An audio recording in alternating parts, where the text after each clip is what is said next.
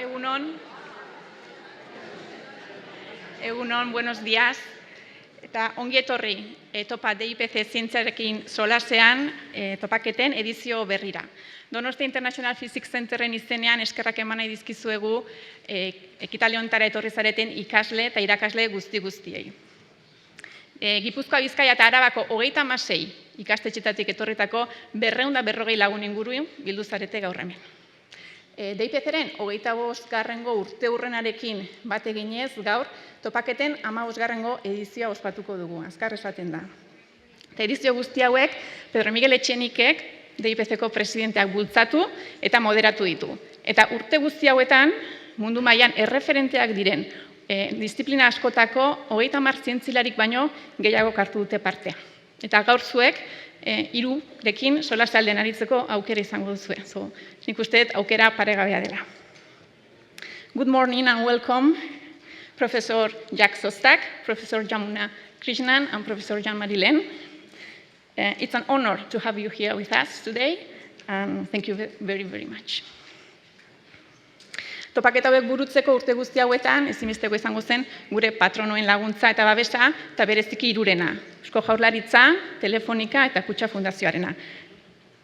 Dakizuen bezala gainera, edizio guztietan, Telefonikak galdera bereziena saritzen du, eta gaur ere alaxe. Sari bat izango dugu batentzat, zuetako baten batentzat, eta hori erdialdean, saioaren erdialdean egingo dugu halako etenalditxo bat. Eta eskerrak ematea soilik ez, hitzare eman nahi diegu, eta horretarako gaur hemen ditugu Kutxa Fundazioa eta Eusko Jaurlaritzako ordezkariak, Telefonika Euskadiko zuzendariak ezin izan du etorri gaur, azken orduko arrazoiak direla eta, baina ari eskerrak ematen dizkiogu. Eta hau esanik, niretzat atsegin handiz, Eureka Zientzia Museoan gaudela, Kutxa Fundazioko proiektuen arduradunari emango diotitza, Garbine Etxezarreta, nahi duzunean.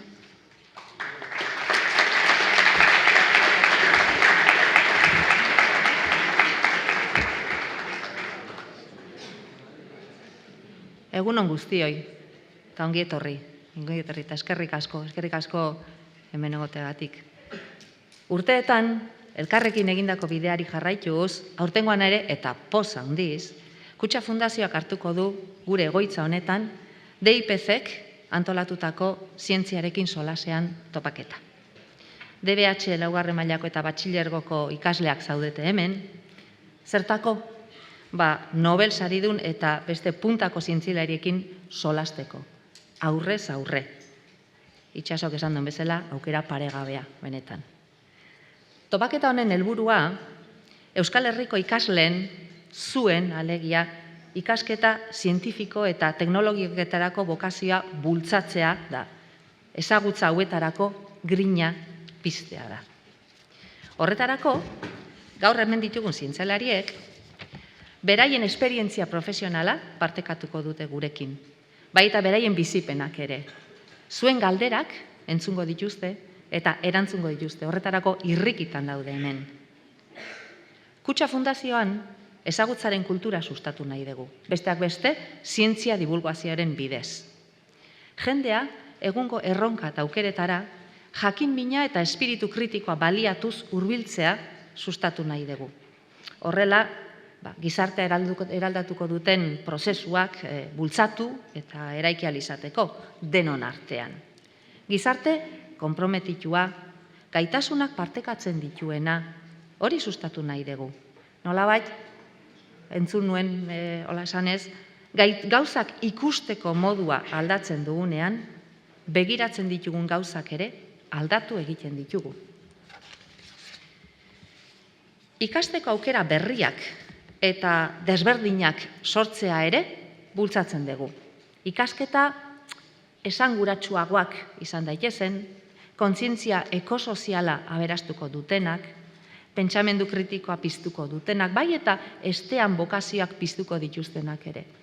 Zentzu honetan, gustatuko litzaidake gogoraztea datorren astelenen bertan kursalen ospatuko degula inspira bizitzak topaketa, horre ere estean bokazioak hementxen horrelako zientzialariekin aurremana eukiko dugun bezalaxe, han ere beste hainbat 80 gora profesionalek beraien esperientzia da bizipenak partekatuko dituzte 2000 ikaslekin, ez da? Eta arlo guztietako esperientziak izango dira gainera.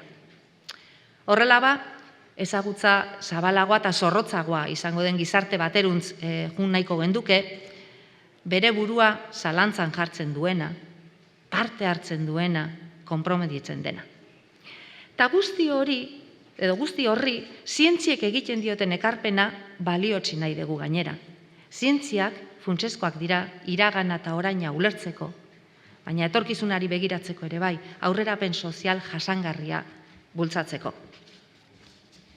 Bestalde, aipatu nahi dugun eraldaketa hori gauzatzeko, indarrak batzea beharrezkoa da, ezinbestekoa da. Eta horregatik, beste erakunde batzuekin batera elkarlanean aritzea oso garrantzitsua da guretzat Kutxa Fundazioarentzat.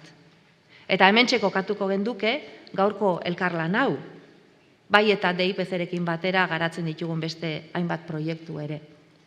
Beraz, eskerrak eman edizkizuegu, hemen zauden guztioi, hasieran eman deten bezala, ikasle zein irakasle guztioi, DIPC-ri noski, Pedro Miguel, Ricardo, Itxaso, Marta, Eusko Jaurlaritzatik zientzia politikako zuzendari etorri dana Amaiari ere bai, telefonikatik etorri dana Monikari ere bai, eta nola ez, izlariei ere bai, ez da? Lehn, Szostak, Yamuna Krishnan, izenak ez ditut ondo esan barkatu, ez da hori nire fuertea. Ba, hoixen, topaketa hau guztiontzako inspirazio iturri izan dadila. Mila esker.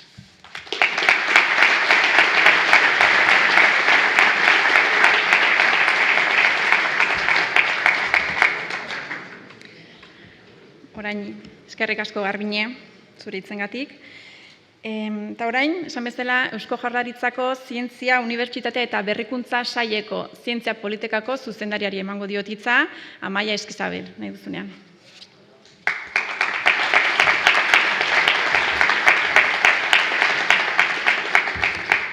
Eskerrik asko, egunen guztioi, Pedro Miguel Etxenikek, Lehn, Yamuna Krishnan, eta Szostak zientzialariak. Telefonika eta Eureka Zientzia Museoko arduradunak, irakasleok, ikasleok, egunen guztioi. Hasi baino lehen, DIPC-ri eskerrak eman nahi dizkiot, gaurko topaketa antolatzeagatik, eta batez ere zientzia jendartaratzeko eta zabaltzeko urtetik urtera egiten duzuen inplikazioagatik eta lanagatik. Oro har, eta berezeki gazteentzako. Eskerrik asko Pedro Miguel, eskerrik asko Ricardo, eskerrik asko Nora eta talde osoari topaketa berezi hau zuekin partekatzera gonbidatu nauzuelako.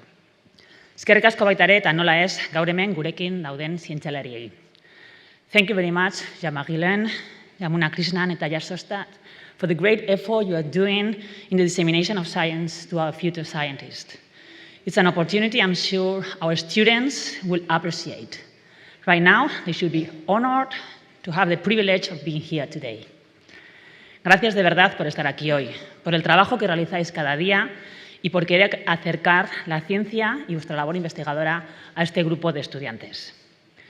Entre todos y todas tenemos una importante labor hoy, explicar el potencial que tiene la ciencia y lo maravilloso que es comprobar cada día que cuantas más incógnitas resolvéis, más preguntas os hacéis. La búsqueda infinita del conocimiento. Esto es lo que nos hace avanzar como sociedad. Zuok, ikasleok, Donostia International Physics Centerrek antolatzen duen topaketa honen benetako balioan kontutan hartzeko eskatzen dizuet.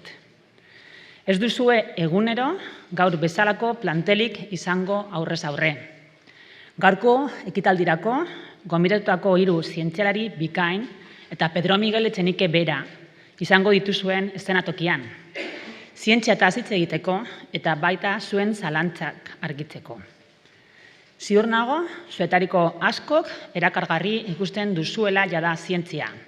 Zientziaren mundu zabala. Badakit, gaur hemen, zuekin dauden ikasleek ere zer esan handia dutela horretan. Eta ziur nago baita ere, gaurko ekitaldira bultatzerakoan, beste askok ere horrela sentituko duzuela. El trabajo de los y las científicas es una profesión tan apasionante como exigente, no lo voy a negar. Gracias a su trabajo, el mundo sigue adelante. La medicina, los materiales, la tecnología en general nos ayudan a tener una vida mejor. Cada uno de estos avances en el conocimiento está seguido del esfuerzo de muchos y muchas científicas. En Euskadi tenemos una salud científica excepcional. Tenemos grandes investigadoras e investigadores que trabajan en nuestros centros de investigación, como el DIPC, y en nuestras universidades. Nuestra ciencia es excelente y con impacto a nivel mundial. Vamos por el buen camino. Y esta semana, además, es una semana muy especial para todos los que estamos relacionados con el mundo de la ciencia, porque hemos asistido a un momento histórico. En Donostia hemos inaugurado un ordenador cuántico, el 6º ordenador cuántico del mundo, el 2º de este nivel, y está aquí, el IBM System 2. Nuestra misión y visión es convertir a Euskadi en un nodo mundial en investigación, en formación, en innovación en tecnologías cuánticas e incrementar su impacto económico y social.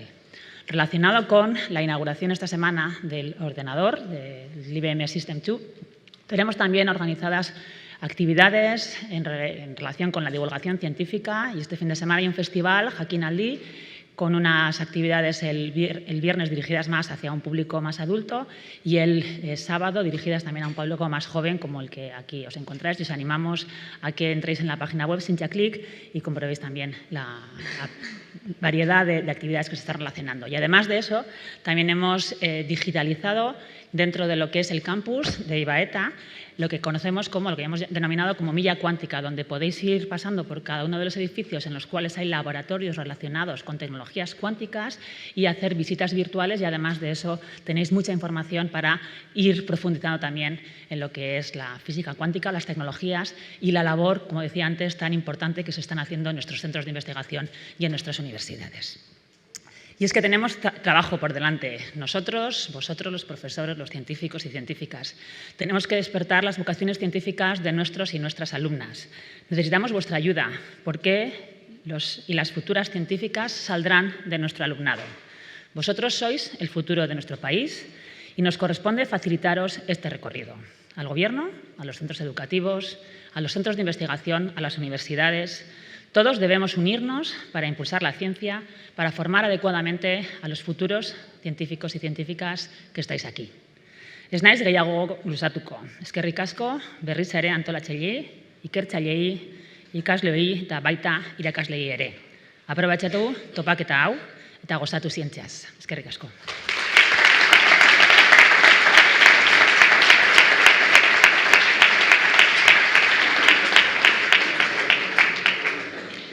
Entzun dezute, asteburu hontako agendan ez baldin bazenuten planik, ja, hemendik ateratuko zeate, asteburu osa betetzeko aina planekin. Bueno, hau esan da, eskerrik asko Amaia, benetan.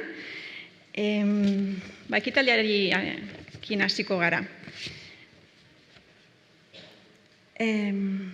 Please, I kindly ask Yamuna Krishnan, Lehn, and Szostak to take your seats on stage, and we will start with the question and answer session.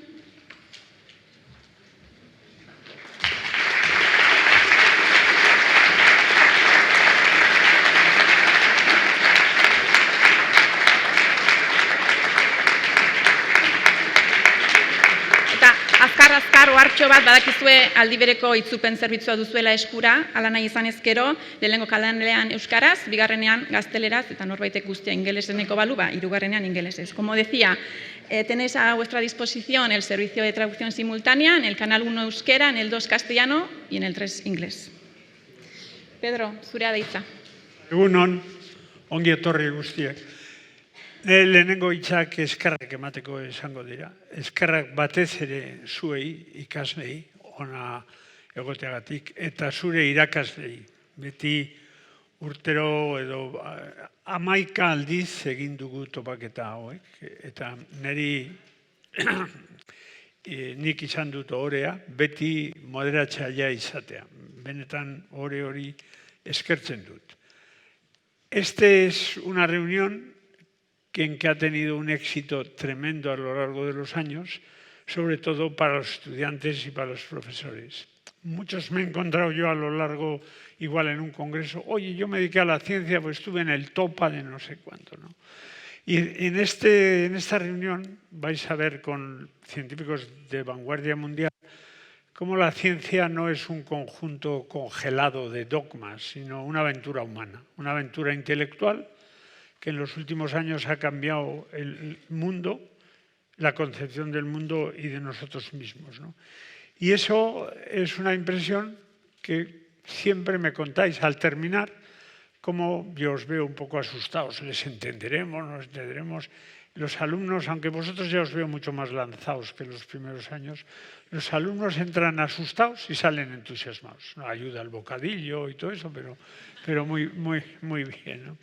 Y esto es posible gracias a una labor de un equipo del DIPC, que está Itxaso, está Marta, está Nora, Ricardo, que hace una labor excelente cuidando todos los detalles, porque cuando algo sale bien parece que se hace sin esfuerzo, pero hay un esfuerzo ingente detrás y yo les quería agradecer a ellos. Y no hubiese sido posible sin nuestros patronos. El DIPC es una empresa, una iniciativa que surge de una colaboración con visión público-privada.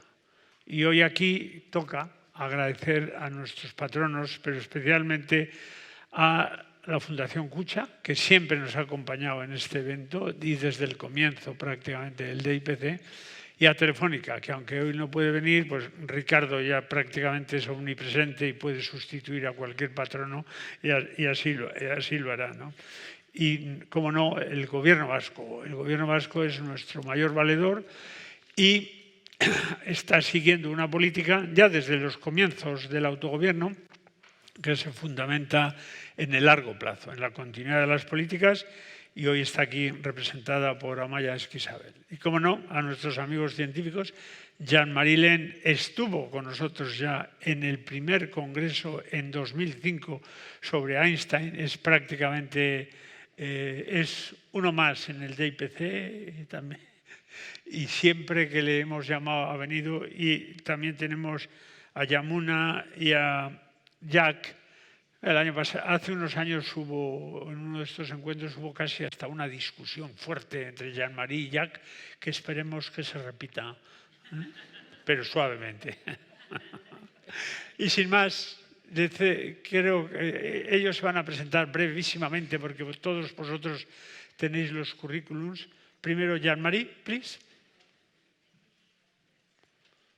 Introduce yourself. Yeah, But sure. not... My name, you know it already, so I don't introduce my name. But I come from France.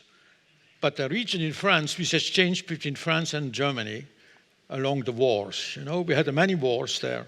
And sometimes we were French, sometimes we were German. But now we are Europeans. And I want to insist on that, since he has given me the word. You should feel European before you are a Basque, before you are Spanish, before you are whatever, or I am French. You have to be Europeans. If we do not build up Europe, we will disappear. That's what I had to say. Yeah, the Basque, we always have been Europeans and we have looked at Europeans. We are too small not to be Europeans. So my name is Yamuna, and I come from a very small college. That's where I did I started my science career. Very small college in India. And then from there, I went to Cambridge in the UK. Then went back to Bangalore, again a very small institution. And then from there went to University of Chicago.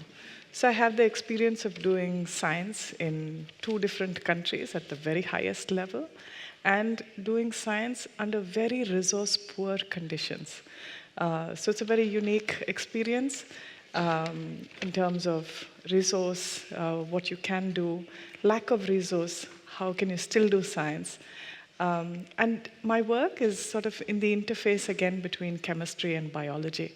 So very much someone who has a little bit of breadth across the sciences. I'm so excited to be here. Thank you for the invitation. Okay, my name is Jack Szostak. Very happy to be back here again. Thanks for inviting me back. It's always wonderful to come back to Donostia and DIPC.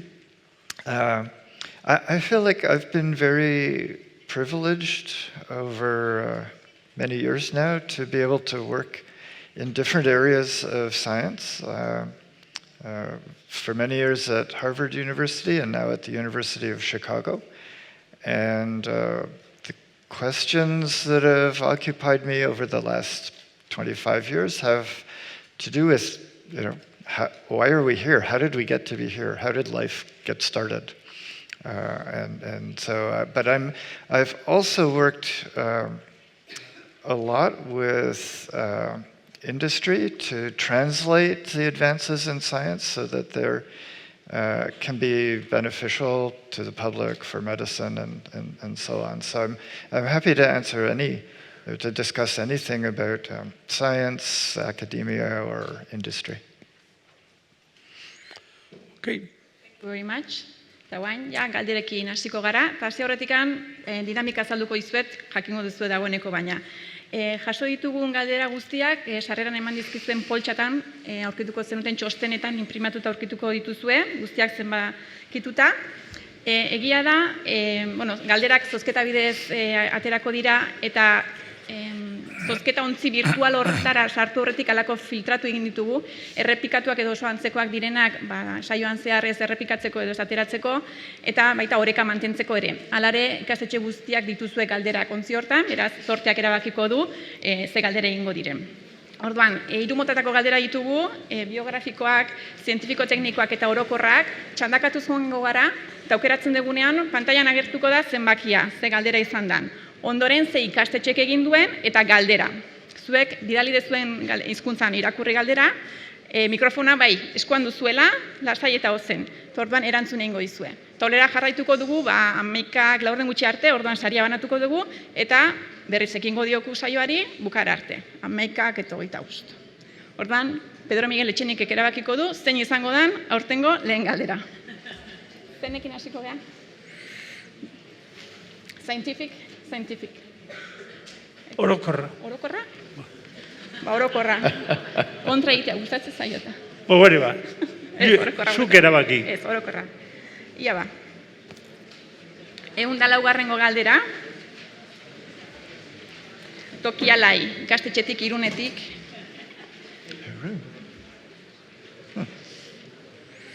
Nork egin du galdera hau? Altxa?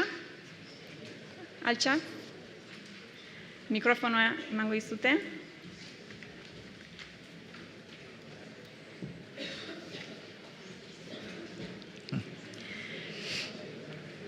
This is a question for... Iraganeko, gaur egun eta etorkizuneko joera kontuan hartuta DNA-aren ikerketaren zein alderdi iduritzen zaizu harrigarriena edo zein alderdik du gizartean eraginik handiena? Maybe you begin. Okay, I think it almost has to be something to do with DNA sequencing, being able to decipher the information that's coded in our genomes and the genomes of every cell on Earth, and it's impacted society in so many ways. The medical advances resulting from sequencing are unbelievable. So when I was a student, actually the very, very first DNA sequencing was done, and it took years to get just a couple of nucleotides deciphered, and now, in an hour you can know everything about the genome of an organism. It's the effects on medicine and biotechnology and just understanding life on our planet are just unbelievable.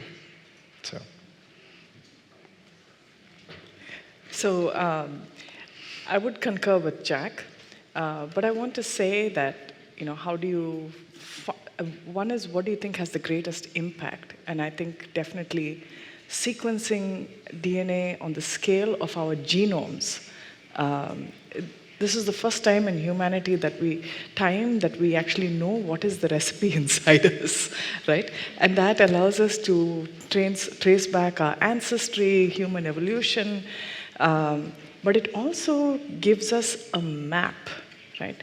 So if you're a navigator, you cannot go anywhere if you don't have a map, right? So DNA sequencing gave us that map. But what I think is now, if you ask me what is most mind-blowing, the most mind-blowing thing was actually enabled by having this map. And the most mind-blowing thing for me is CRISPR technology, because for the first time, it allows us to have RNA, protein, and a desired section of DNA all at the same place, right? And so you can basically now program your GPS, right, to say, go here.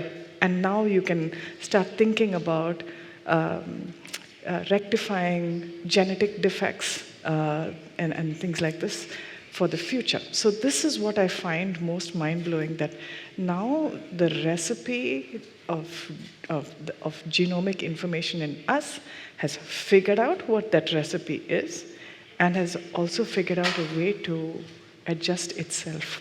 Right? This is what I find mind-blowing. But at the base of all of it is the ability to sequence and get that map. So we are living in a very special time, all of us. Yeah, Mari. Okay, I will tell you a story. The most important thing is to be able to read DNA very, very, very quickly. Yeah. And that is now called next generation sequencing. And the story is the following. It's also interesting how you sort of save somebody from being forgotten. 3 years ago, I got a phone call from a friend from Paris, a biologist, who told me that they want to propose to nominate 2 people from Cambridge for the Breakthrough Prize. The Breakthrough Prize is 3 times the Nobel Prize in money. If you are interested in money, don't go for the Nobel, go for the big breakthrough. Right. So I said, okay, I'm ready to support these 2 people from, maybe you don't know the story. I'm sure you don't. These 2 people from Cambridge, UK, I said, okay, sure. They are very well known, Balasubramanian and so on. And I said, okay, is there not maybe somebody else? So I called up a good friend from the medical school in Strasbourg, Jean-Louis Mandel, who just got a Cabri Prize for neurosciences. And he said, of course there is somebody. I was in his jury, PhD jury. I said, who is this? Pascal Mayer. Everybody had forgotten about him. He did the programming, and he did what enabled to have very quick sequencing. So I told this guy from Paris, you have to put Pascal Mayer, if not, I don't nominate. And he got through. And he was completely forgotten. And now he's well known. And so I'm happy about the fact that we saved somebody who deserved it. It's an interesting story. Yeah? Just circumstances made that the guy from Paris called me, I called my friend from the medical school, and here it comes. Very good.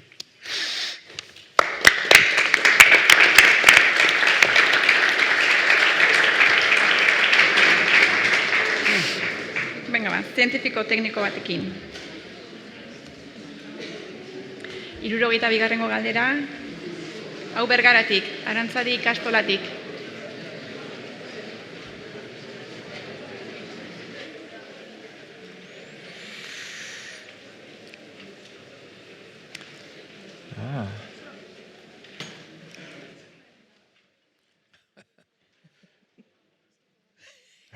Yes, to work. Yes. RNA-aren munduaren hipotesia defendatzen duzu. Gaur egungo evidentziak ikusita, zein da zure ustez RNA-aren eginkizun erabakigarriena izan zitekeena bizitzaren hautazpenean? Informazioa gordetzea ala erreakzio kimikoak katalizatzea? I think the answer is it's obviously both. In order for life to get started, in a sense, the essence of life is information. And you have to be able to store and transmit information from generation to generation. So we think that RNA played the key early role in doing that, but also the information has to mean something, right? You have to transmit the meaning, and the meaning for RNA is to encode structures that can do things that are useful for cells, such as catalytic activities, acting like an enzyme. So these things come hand in hand together. Very good. Yeah? Orokorrarekin, bakoitzetik bat izateko. 89garrena, hau Donostiako San Luis Lasalle ikastetxetik bota digute.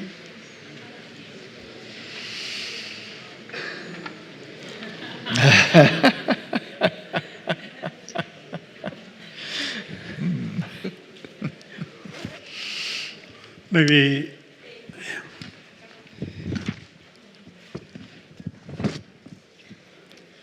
Which are the biggest or funniest mistakes you have ever done, like science investigator? maybe Jean-Marie, that you have made many mistakes in your life. Look, the best way not to make mistakes is to do nothing. Huh? And there's a famous cartoon, a nice cartoon.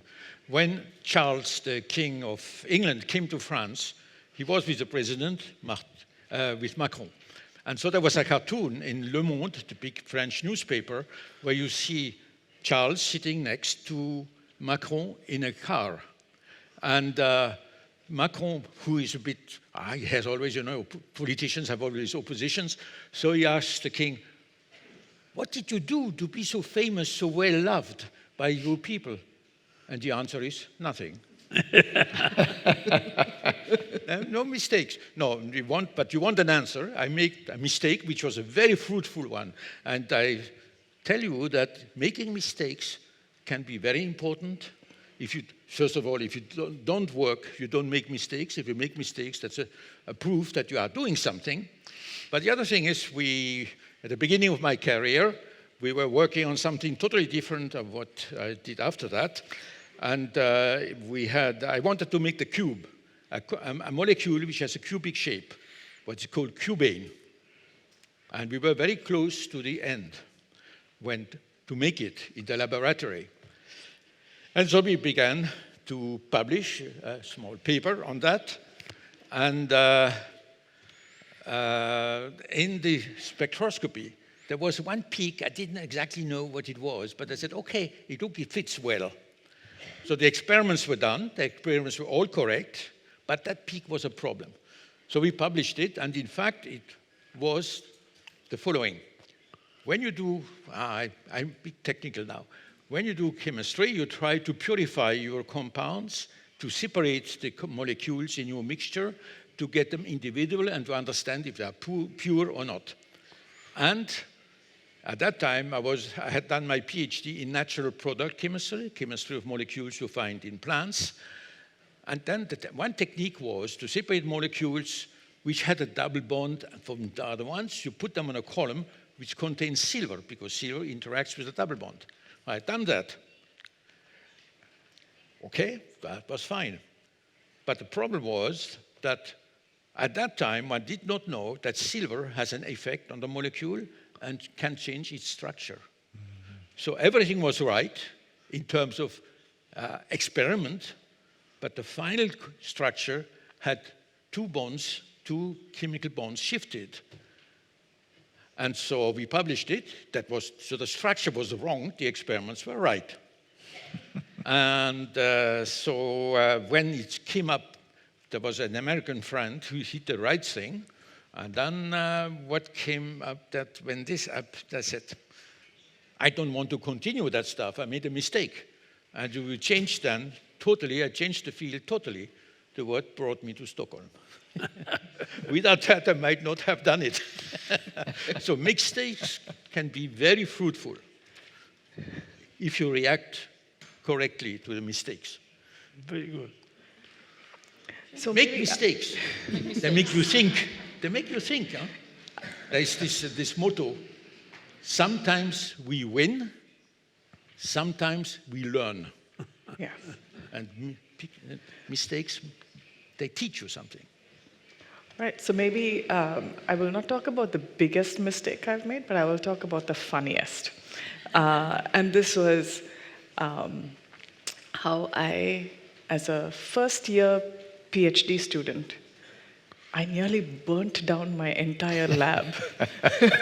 So this is, today I can talk about it and tell people that, don't think that just because you made a huge mistake like this that you are not, you're not going to do any great research. I'm living proof of the fact that you can nearly burn down a lab and then you can learn from this.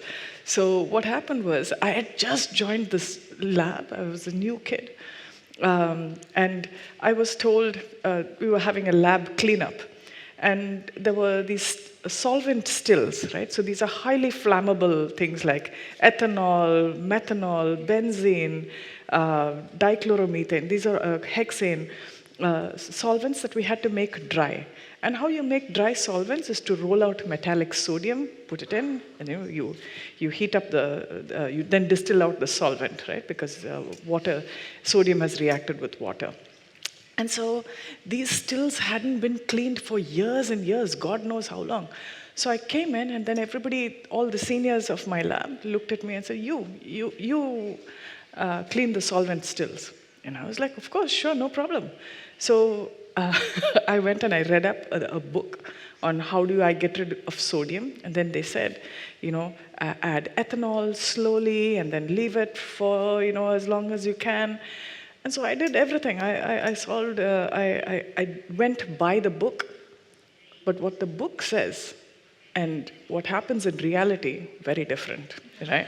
So I added ethanol, waited, next day, I go to the lab, and then you're supposed to quench the reacted sodium wire with water, and you can basically just discard it.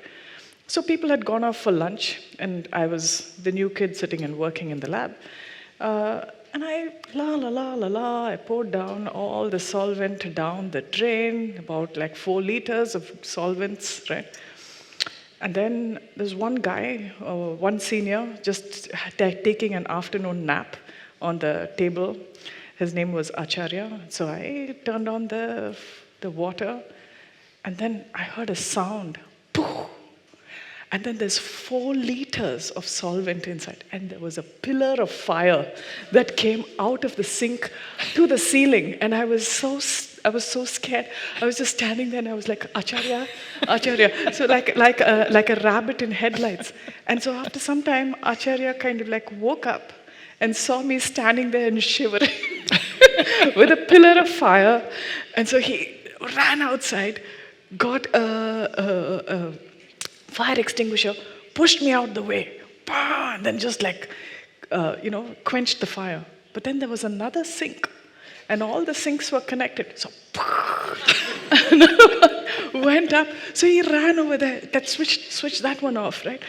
And then what we realized was that the sinks in all the labs on that floor were connected. And then suddenly, about 5 minutes after switching off everything, my friend in the opposite lab came running into our lab asking, what the hell is going on? So he was standing and washing his round bottom flask over there, and then suddenly there was a pillar of fire. So anyway, we hushed it all up. Nobody ever found out until now. Oh, I can't match any story like that. But I have to agree with Jean-Marie that making mistakes is how you learn.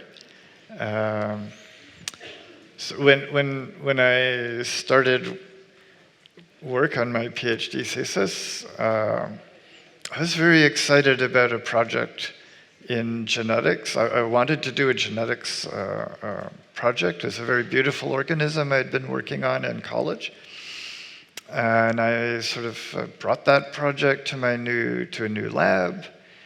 But what I didn't realize is that there was no one in that lab to talk to about what I wanted to do. No one working on that organism, no one doing genetics. And eventually I just had to give up on that. So it's very hard to decide that some idea you've come up with is not working. You have to move on. I went to a different lab. But it was a very good lesson, right? In order to make progress in science, you have to have people to talk to, right? You can't do things in isolation. You need to get help with not just technical things, but thinking of testing ideas in discussion. And so that was a lesson that's stayed with me ever since. Maybe I add one thing. The person who really did the work right, who got the Cubane, our work stopped the last step was wrong. That was from University of Chicago. Phil Eaton, yes. Yes. Bueno, txalo batez, behin...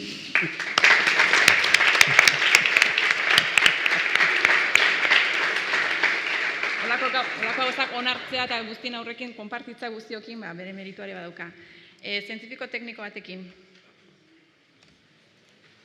34. galdera. Irungo lasaietik. Jan-Mari lehenentzat. What do they want? Aha.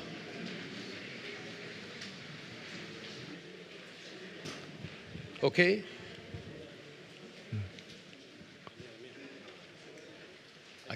Look, first of all, I want to tell you what is supramolecular chemistry. No, but first, Jean-Marie, wait for the question to be asked. Okay. Jean-Marie is so fast that he answered before the question.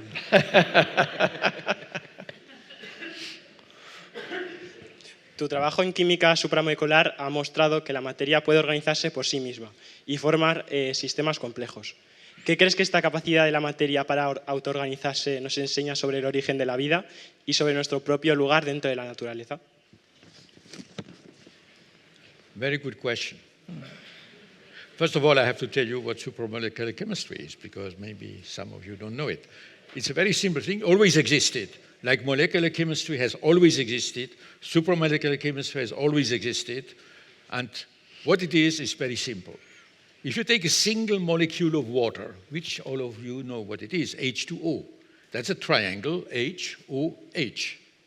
When it is isolated in space, it has no melting point, no boiling point, no any other property, viscosity and so on. It is just an isolated molecule.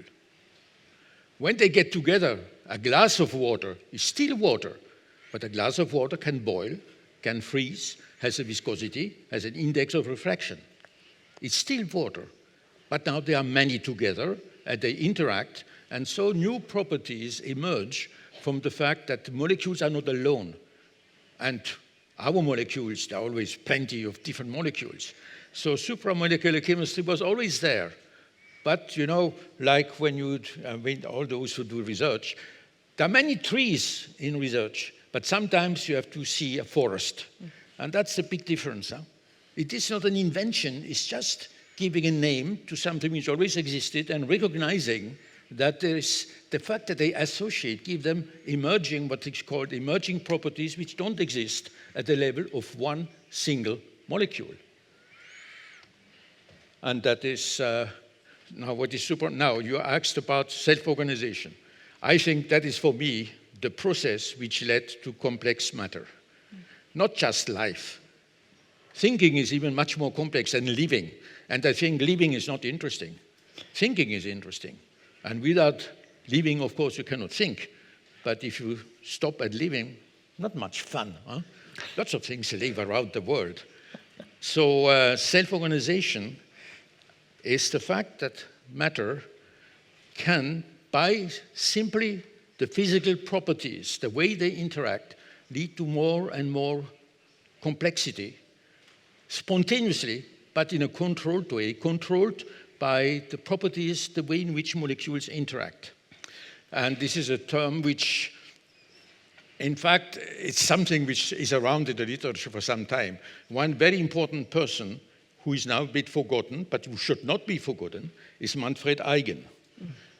Manfred Eigen worked on self-organization many years ago. I knew him pretty well. And it's the fact that we have then developed, of course, we are self-organized. We come from simple things which become more and more complicated. And then we worked quite a lot of time on how you can design molecules which, when you mix them, will give a good output, and you can predict the output.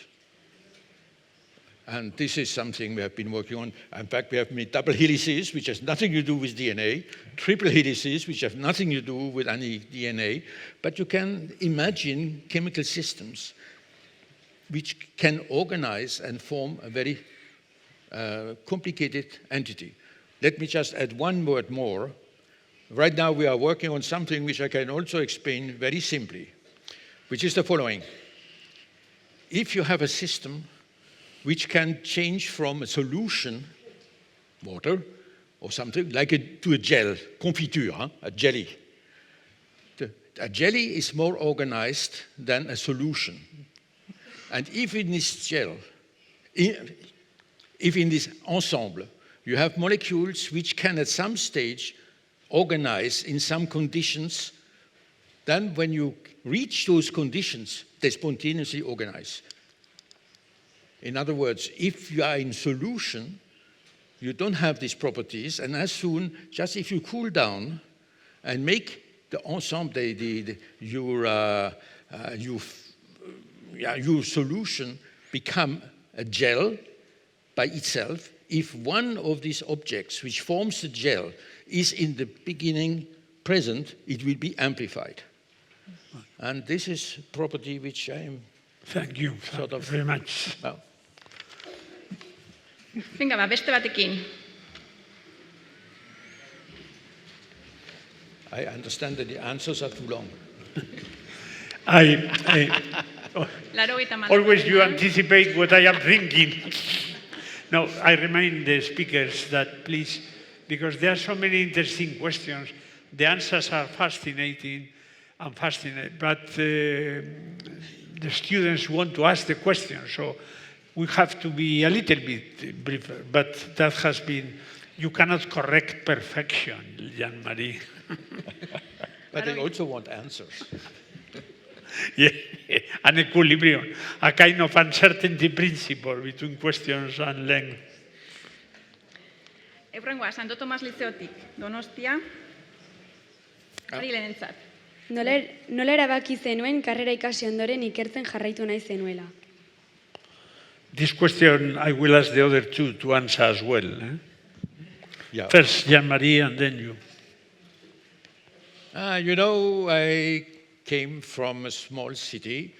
My parents were baker, but he also played music, organ. That was very important for me.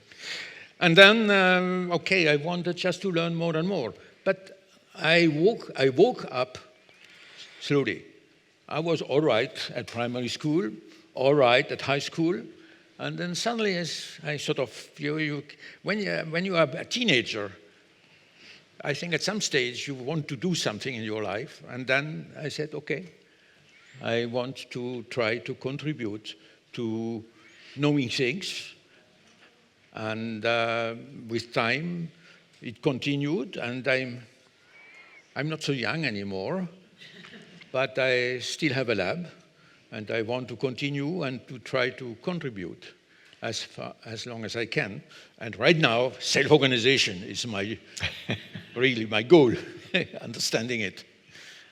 So when I was a kid, I just finished high school, and I wanted to do architecture because my father was an architect, and I grew up amongst T-squares and everything. So, but then when I wrote the exam, and it turned out that I just missed an architecture seat by a very, very small amount, 0.01%.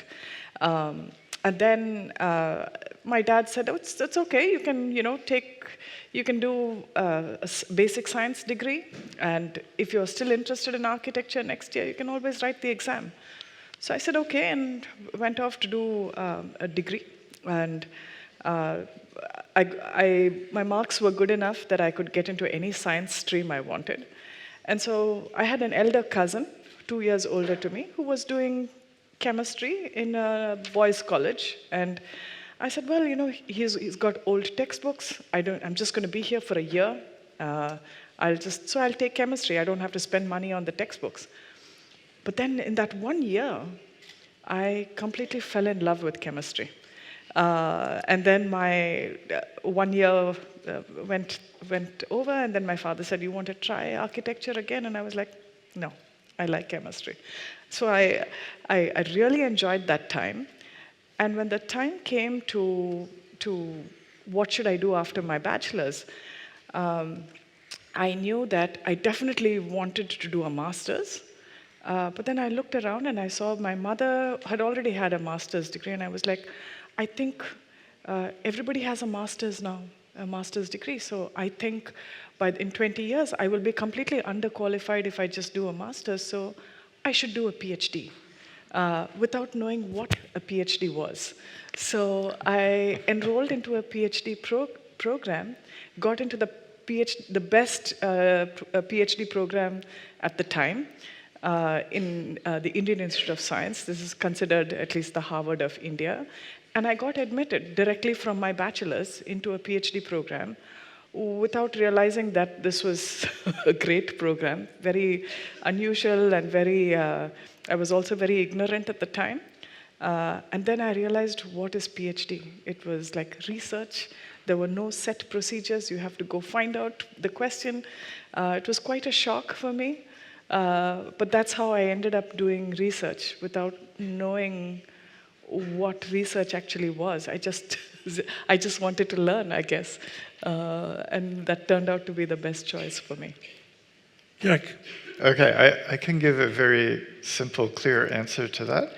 When I was in college, I was lucky to be able to work in several different labs. Eventually, I found one that sort of really fit with my interests. And in the course of working in that lab, we made some small discovery, right? But it was the first time, that this was understood. It's not anything earth-shaking, but for me, I realized because of the experiments we had done, we knew something nobody else in the world knew. And that feeling is very addictive. And after that, I always wanted to be doing research and discover new things and learn things that nobody else knew. And then you can tell the world what you found. Voy a aprovechar el privilegio de ser moderador para contaros una historia. El padre de Lehn, ha dicho, era panadero, pero tocaba el órgano. Él toca el órgano muy, muy bien, y le entusiasman los órganos. Y un día fuimos a Guetaria y él quería ver la iglesia, y la iglesia estaba cerrada. Pero yo le dije, bueno, yo soy del Valle del Roncal, contrabandista, y seguro que hay una entrada a la iglesia, por mucho que la cierren oficialmente. Y había por un lateral, y subimos allí por unas escaleras medio rotas, y de repente suena el órgano. Estaban ensayando con lo de la anchoa, eso, anchoís, el cura con todo el coro de Guetaria. Y entonces aparecemos entre unas maderas rotas, Jean-Marie y yo, y a mí me conocieron y ya no nos expulsaron por aquello de make mistake. Pero entonces Jean-Marie se ofreció a tocar. ¿Puedo tocar? Le miraron con el desprecio que los buenos músicos miran a los amateurs, hasta que empezó a tocar. Y entonces fue tal maravilla que a mí se me ocurrió grabar. Al día siguiente era la portada del Diario Vasco y de Noticias de Guipúzcoa con la anchoa y tal, y ayer nos acordábamos anchoís. O sea que es una persona que se arriesga a hacer mistakes, pero que toca el órgano muy bien. Bueno, es una anécdota que no he podido resistir al oír que la afición al órgano viene del padre de Jean-Marie. Y realmente fue un momento histórico. Yo, si tuviese que contar anécdotas de mi vida como presidente del DIPC, esa iría entre las primeras. Seguimos. Beste zientifiko tekniko bat. 15.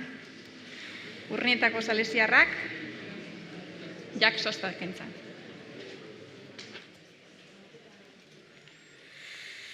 Very good question. Okay.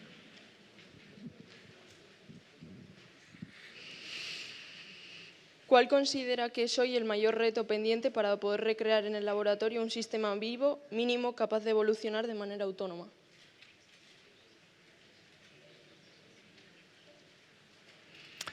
Okay, that's a great question. It's very close to my heart. Okay, so to answer that, I have to start by saying two things. So in our view of a simple living system, you need an information system, right? So we need genetics, something like RNA, but you need also a cell compartment, a cell membrane. These are both self-organizing, self-assembling systems. And I think we understand each of them separately really well, but the biggest challenge now is making them work together. Right? We need to have RNA replication, so the inheritance of information, inside a physical system that can grow and divide. And that's the biggest question. It's what we're focused on today. Jarraituko dugu? Orokor batekin. 71garrena, Markina Semein Bizkaitarrak Lea Artibaitik.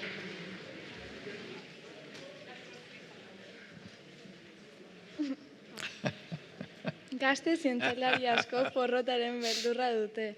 Nola kudeatzen duzu zuk esperimentuetan utz egitea?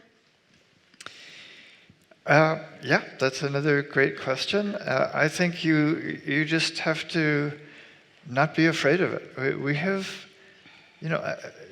many ideas. We go down lots of blind alleys. Most of the things we think of don't work. But if something doesn't work, okay, that you learn from that, and then you can try something else. You can go in a different direction, try a different experiment, or go back, have another cup of coffee and try to think of some new ideas by debating with your friends. So the failures are not something to be afraid of, but something to learn from. Maybe one thing I would say is, the wrong approach is if something's not working, then you just keep trying the same thing, try it again. That's, keep continuing to try the same thing that's not working again and again is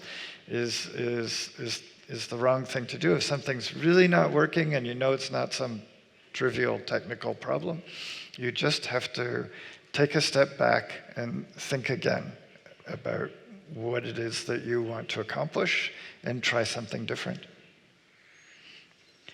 So for me, failure is part of the process. It is extremely important to fail. So in my lab, one of the first things I tell my students is, come back to me with your first failure, right? And it's very, very important to understand that there are different forms of failure, right? You can have good failure, and yes, there's also bad failure. I'll give you an example of a bad failure. A bad failure is you didn't read your protocol properly, and instead of adding 2 ml, you added 20 ml. That is because you were distracted. And that form of failure is something that should be avoided, right? But there's a good form of failure, a very good form of failure, which is you think you have a hypothesis. You test it, and you find that it's actually, your hypothesis was wrong. But the fact that the experiment is telling you that it was not the right hypothesis is not a failure. It is a stepping stone for you to understand, okay, what should the right hypothesis be then? And many times, a failure can actually be more interesting than success, right? Because that is how you find out something is, nature actually works much more beautifully than how we think it does, right? So I might think it's working a particular way. I do an experiment, and it's not working that way. It's working in a completely different way, which makes it even more interesting. So I think failure is something to be embraced and not rejected. Very good. I think this comes back to the first question also, the initial one. But I didn't tell you my first failure. I was doing chemistry at home, because in high school, before we had chemistry courses, I had a book called for the synthesis of a substance, the Fischer-Indol synthesis. I wanted to make that. But, you know, I closed my flask completely. And when you heat it, of course, it bumps. And then you learn that gases expand. And so, first of all, I burned myself to some extent on the hands. But I learned a long thing. I knew that gases should not be put in a tight bottle. They expand. Eskerrik asko da nahi. 89. galderarekin jarraituko dugu. Hirubide, Irundik. Galdera hau Yamuna Krishnanentzat.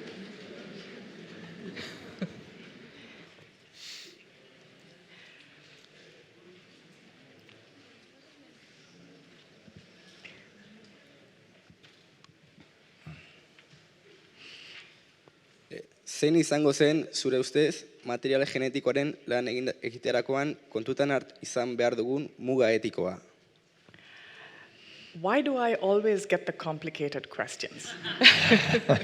I think it's a great question that you've asked. The first thing that I will just say is that I am not a qualified ethicist, okay, to be able to give you an absolutely right answer.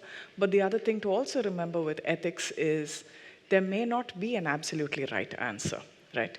So what I would just say is I think it's important that we are actually considering the fact that when you are tampering with DNA, are we actually, you know, would we be violating any ethical, would we be having any ethical violation? The fact that you are thinking about this, I think is important, because if you were doing it without thinking, that's the danger, right?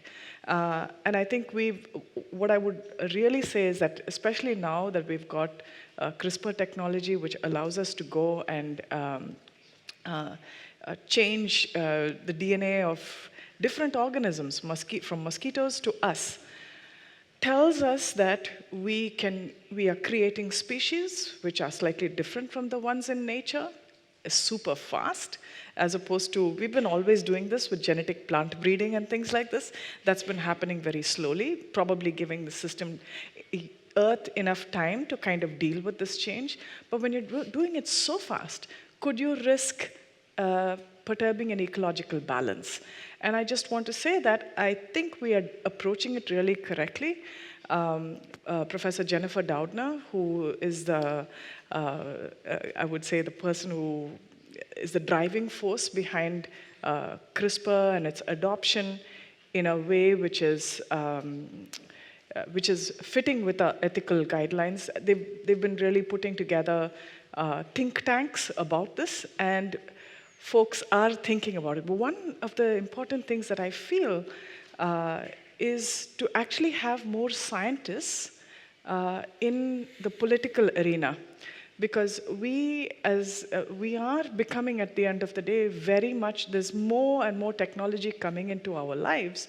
And it's really important that when policies are being made, scientists are part of the political conversation.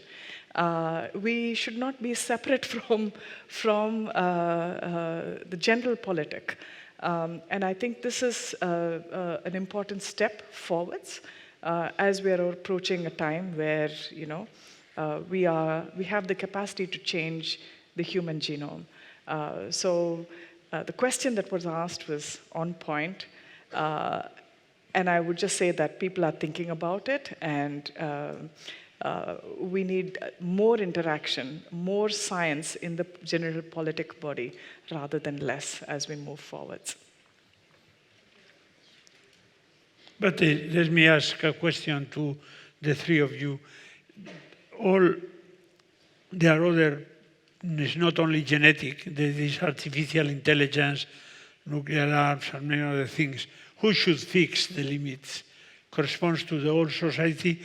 Who is capable and has the right to fix or to impose limits to science? That's a very good way. I think there are no limits to science. We just have to be careful. And for me, ethics is a running behind knowledge.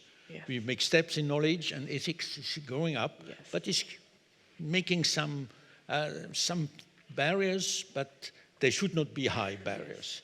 In the Middle Ages, you could not dissect a cadaver, a corpse. And then they had, when they were doing these chemical things in Bologna, they had to take everything back, because otherwise they would have been burned or something like that. So I think it's progressively. Yes. Too fast is not very good. Yeah, But Yeah, I think what makes these issues complicated is that any powerful new technology can be used to do really good things, important things that we want to happen, but the same technology can potentially cause harm, either accidentally from unintended consequences, or can be used maliciously for bad purposes. So we have to think about these things. It's this so-called dual use that makes these questions complicated. We just have to think about them, talk about them, debate the issues, and try to shepherd advances in a careful way. the evolution gave us hands, with fingers. I can use my hand to caress or to strangle. So, knowledge is not in itself bad. So there's no limit to knowledge, limit to the use of knowledge. Yes. Voila. Yes. Very good, sir. Yes. Dankeschön. Yes, so I would exactly say that, right? That if we are doing things without, sometimes we just discover stuff, right? I mean, actually, we always just discover stuff, it happens. And ethics lags behind. But I think the fact that you've discovered something, the recognition that, yes, you know, this could be used for nefarious purposes, this could be used for good purposes. And then to actually have scientists advise the general politic is extremely important. And that is, it's always going to be following, right? So I think this is important. Grafiko batekin jarraituko dugu. Bigarren galdera, Leioako Nuestra Señora de las Mercedes ikastetxetik, Yamuna Krishnan entzat.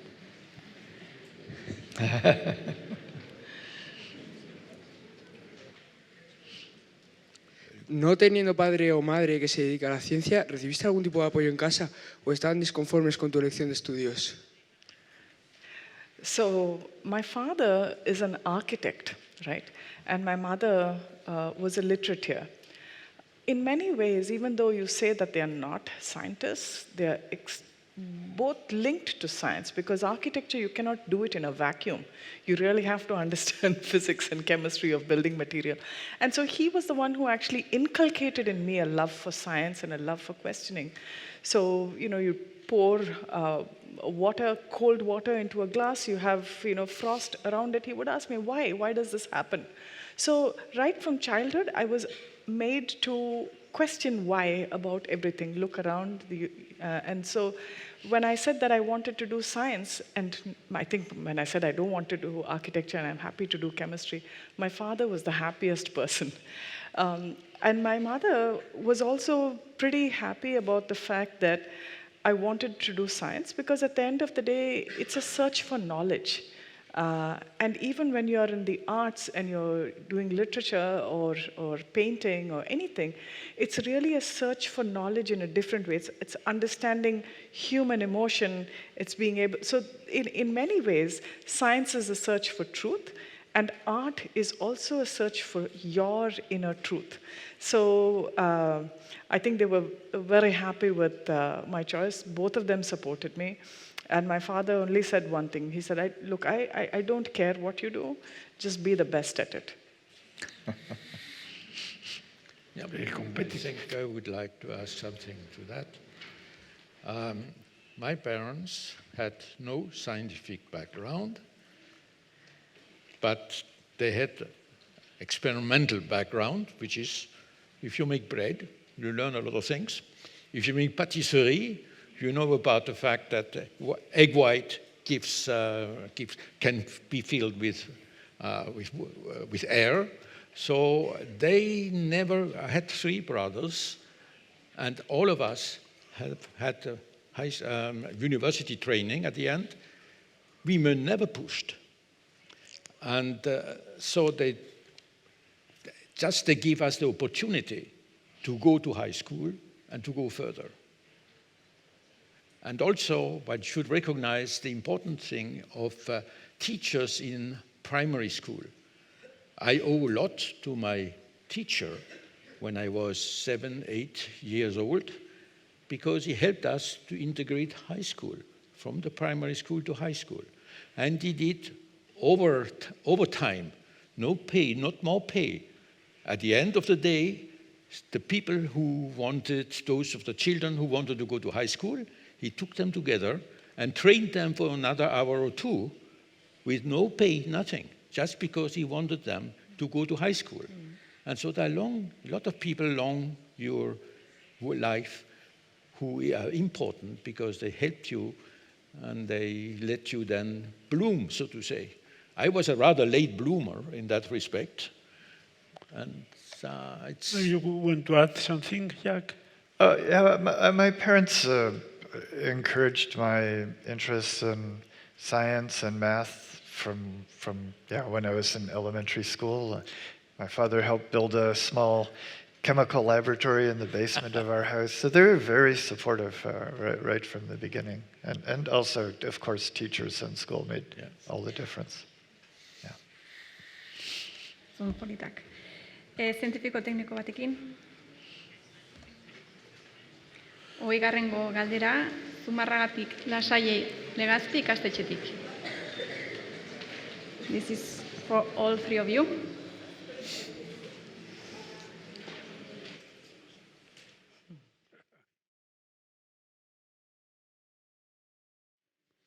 Uste duzue gizakiok zientzia erabili beharko genukeela landaren, animalien eta pertsonen DNA aldatzeko, non dago muga?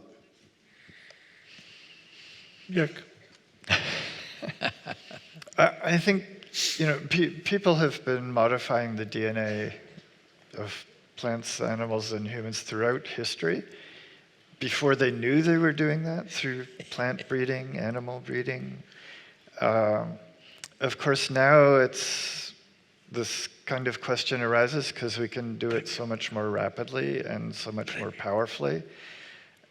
There are obviously things that we would like to do with it, for example, curing genetic diseases. And the real debate is, what about making changes that are inherited? And I think there are very deep questions there that have to be debated. I don't think the answers are very clear. I agree. Okay. I agree as well. Everybody. Well put. So we go to the prize now. Etenalitxo bat egingo dugu orain, telefonika saria emateko. Lehen esan dugun bezala, telefonika Euskadiko zuzendariak ezin izan du etorri, eta bere ordez, Donostia International Physics Centerreko zuzendariak, Ricardo Diez Muñok emango du saria.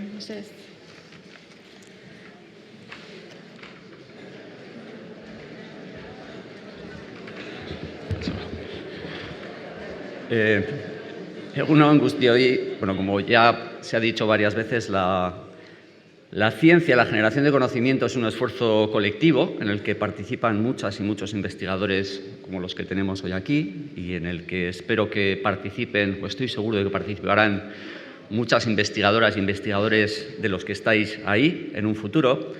Pero como institución también hay que poner las condiciones para que se pueda desarrollar la ciencia. Y nosotros en el Donostia International Physics Center, en el DIPC, tenemos la suerte de contar con el apoyo de instituciones, la suerte y el privilegio de instituciones como el Gobierno vasco y también de unos patronos privados como puede ser Kutxa Fundazioa, que hoy nos acoge aquí, y por supuesto Telefónica.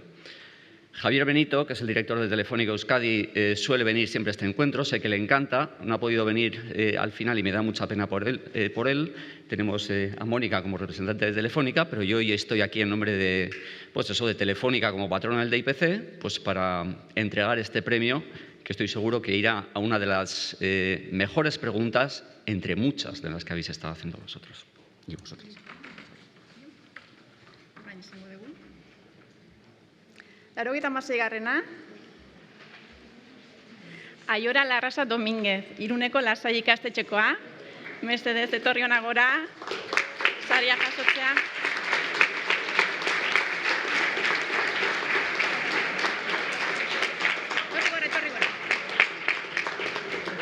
Etorri gora, lotxari gabe, zeuk irabazi dezu saria, zuria da.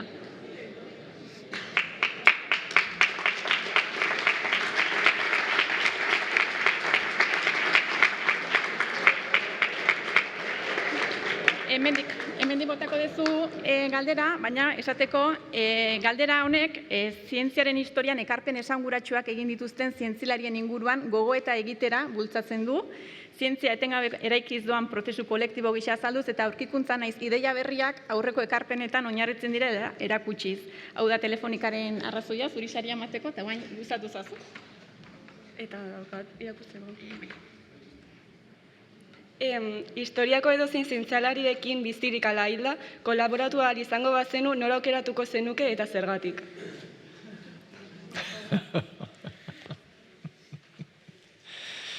I think, Yamuna, since you like hard questions, you begin. Yeah, all right. So, not even just this. So I was just thinking about this question last week, where I was just thinking, if a genie came to me and gave me one wish and asked me, like, you can wish for anything for yourself, right? What would I choose?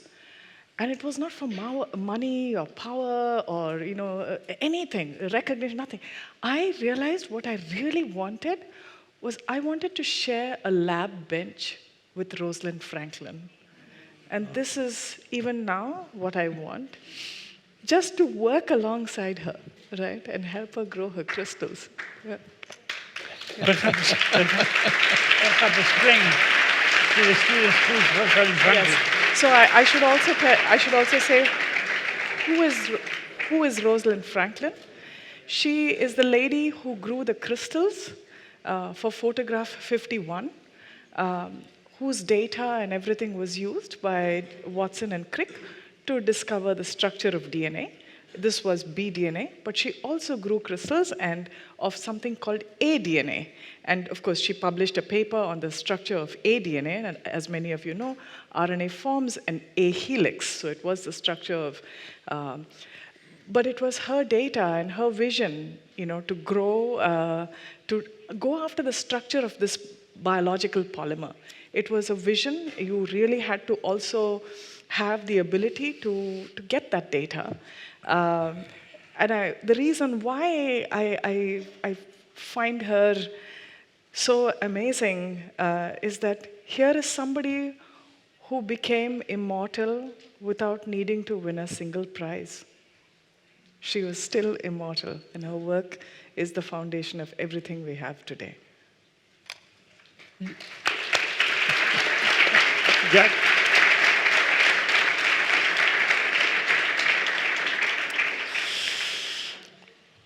I find this question very hard to answer because throughout my career I've collaborated with lots of different scientists on different questions, and the best collaborations have come completely as a surprise, just from talking to colleagues, just random meetings at conferences. So all the best collaborations have just come out as an accidental surprise and led to wonderful things. So I don't think I could actually pick someone to be a collaborator. These things just happen spontaneously by self-assembling interactions. Yeah, Marie. Okay, it's not a question. There's no answer. There's no answer to it, there's no question. Huh? Of course, for me, the person has mostly contributed is Albert Einstein, but Einstein was not somebody probably with whom you could easily collaborate. Right. Probably better than Newton. Pardon? Probably better than Newton. Yeah, no, would be difficult. Then, of course, quantum physics is the other thing, which developed at the same time. Yeah, it's, there's so many things one would like to do. And I would say the shape and the way our universe functions, that's the basis. We come out of the universe. We are products of the universe. We are not products from something else coming here suddenly, falling from the sky. There is no sky. For me, the skies are empty. If you want to know my opinion about that, maybe that goes a bit against normal beliefs. For me, the sky is empty. We are the result of the laws of our universe. That is what I find is at the beginning. And I would like to collaborate with some of those scientists. But as Jack said, it happens by chance. You meet somebody, and then you say, oh, that's something we could do together. But I cannot predict. Einstein would be one, but I'm sure he would be difficult. You would be depressed every day, I guess. Bien. For the picture. Picture with the winner. Picture with the winner. Ah, yes, okay. Let's see. Congratulations. Sorionak. No. No?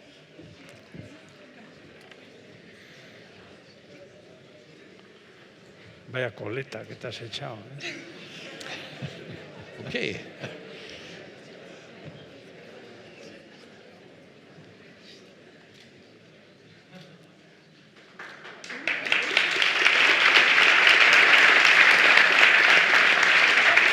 Enseña. Ah, oui.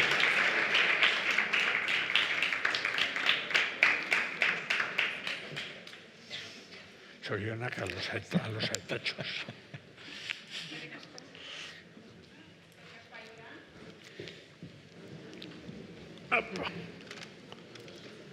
Seguimos. Bueno, bigarrengo txandana.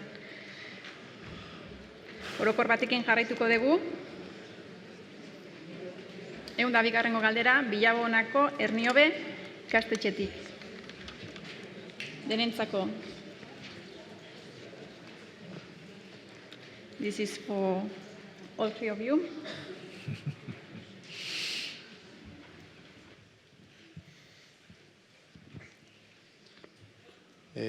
Zientzialari izateko datuak eta logika nahiko aldira, edo intuizioa eta sormena ere beharrezkoa dira. Zientzia eta artearen arteko loturaik ikustezue?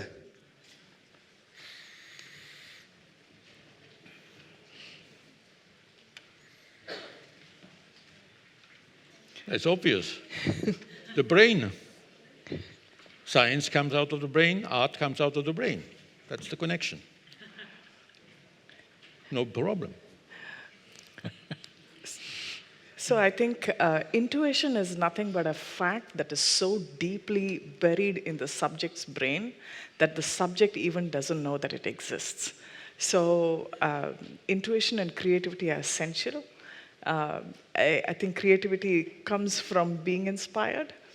And as I said, my mother was from the arts, right? And there is definitely a connection between art and science. There are many scientists who are fabulous artists. So it really inspires you in many ways. And art, I think, is a search for truth, and so is science, right? And the best science is almost like an art. And actually, it's very interesting to consider whether really good art is actually a form of science in a way, right? So I don't think we should think of these as completely separate things. They're two sides of the same coin. So yes, data and logic are important, but I think the process is very much one that you would find in arts as well. Yeah, I completely agree with that. I don't think science and art are as different as people usually say. I mean, they're just different ways of exploring the world. And in both science and art, it takes a lot of creativity, thinking, and intuition to come up with new things. So they're just different ways of exploring the world. Adiala zientifikotik aparte. Biografiko batekin. Bosgarrengo galdera, Donostiako altzatik egin dutena. Hirurentzat baita. This is for all three of you. This question was asked. Please, Jack. Nola sentitu zineten eta nola erreakzionatu zenuten Nobel saria irabaziko zenuela jakitean? The Peace Prize. Okay, of course, you know, it's. I think it's one of the highest forms of recognition. Like all of your peers, your fellow scientists are saying, you know, you did something good and interesting. So I think it's just very gratifying to get that recognition from people that you admire and work with. So it was made me very happy for that reason. You were expecting the prize or no? Or it came as a surprise? Okay, so actually the three of us who shared the prize had gotten a different prize 3 years earlier called the Lasker Award. And it's quite common for people who get the Lasker Award to then sometimes later get the Nobel Prize. However, so people started talking, so it wasn't a complete surprise because people started saying to us, oh, you might get the Nobel Prize.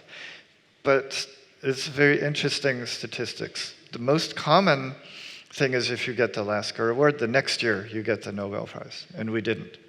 And then the next year, and then we didn't. And the next year we didn't. And then finally I thought, oh, okay, it's not going to happen. And then of course, we got the phone call from Stockholm. It's a kind of suffering. You were expecting the call and didn't come. You were expecting the call. Yeah, but you know, I'm more interested in doing the science than prizes. So it's nice when it came, but I wasn't really thinking about it all the time. Jean-Marie? Okay, again a story.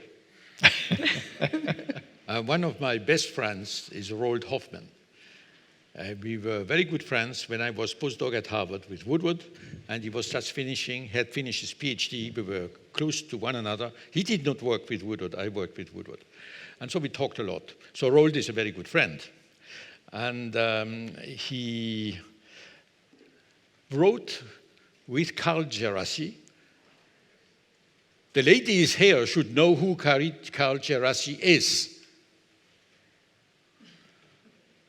And the men, we know. The pill changed the world. Yeah?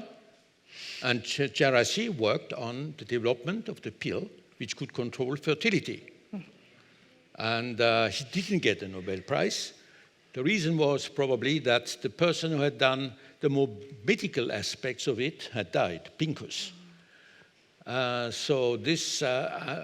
Djerassi, he was quite a fantastic guy. He was at Stanford. Did you know Carl Djerassi? Oh, I knew him pretty well. He was much older than I am. But he was very ambitious, and he was a fantastic guy in terms of when things don't work, you push it. We were once standing, let me start another story. We were standing on the airport, Sheremetyevo in Moscow, to wait to go to Uzbekistan because a meeting had been organized there. And so people were standing there at the airport of Moscow was in 1980.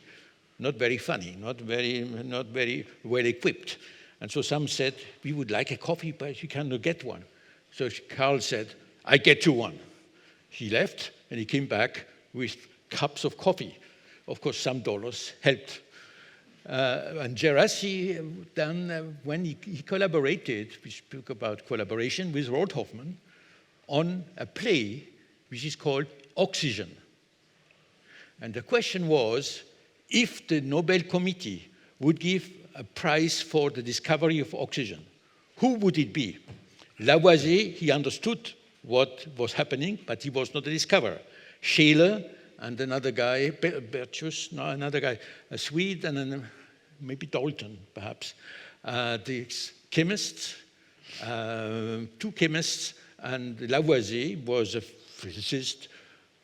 And so the whole play is who of the three, the ones who noticed that there is a gas, but they didn't know what it was, the one who understood what it was, and the other one who contributed to the fact that there was something there which one had to explain. It's a very interesting play, I recommend it, about scientific discovery. Asking the question, what is a discovery? Is it just seeing that there is something or understanding what is there? You should, if you are interested in discovery and the process of discovery, that play is very good. It was written together by Carl Gerasi and by Roald Hoffmann. Hoffmann, for those who studied chemistry, then had these famous Woodward-Hoffmann rules. He had the Nobel Prize in 1986, I think. Hoffmann gave the talk, 25th anniversary talk in the Faculty of Chemistry here, and Jean-Marie is going to be the 50th anniversary talk tomorrow in the Faculty of Chemistry here. That is the best faculty of the University of the Basque Country by far. Of course, in Bilbao might disagree with that, but... That's your problem. Bilbotarrak ez dute barkatu, Bilbotarrei. But you didn't answer the question. Yes. When did you What was your reaction? How did you get the call? It was a surprise. Oh, yeah, you want to know that? Yes. Well, that was the question. I did not think about. Usually the proposals, the nominations, have to be submitted end of January. And when your secretary gets a lot of people asking her for a CV, then you think, oh, something may be going on. But I had in my pocket a ticket to go to San Francisco for a meeting in memory of Bill Johnson, a very good organic chemist there. And I had gone home to get my luggage. And in the meantime, the CNRS, the institute, the research institute in France, had gotten a call from the Nobel Committee. We have to find Lehn. We have to find him. Where is he? So my wife got a call when I was walking back to the lab.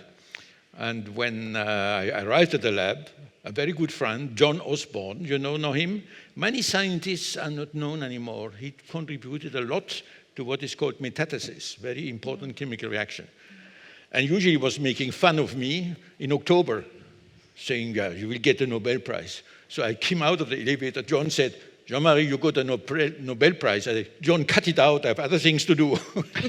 But then the phones started ringing, and then, okay, commotion.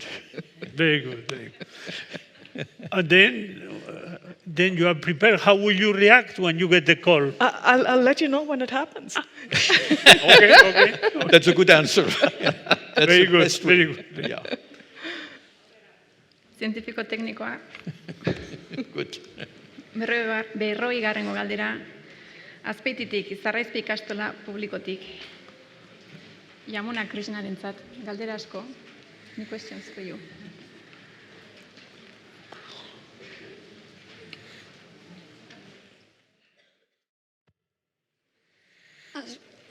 Asmatuko bagenu DNA barrutik analizatzeko makina bat, zelula barrutik konpondu aldituena, sartzea gelditzea posible izango zen, edo beti egongo da gizakiok gainditu ezingo dugun muga ikusezin bat? If we invented a machine,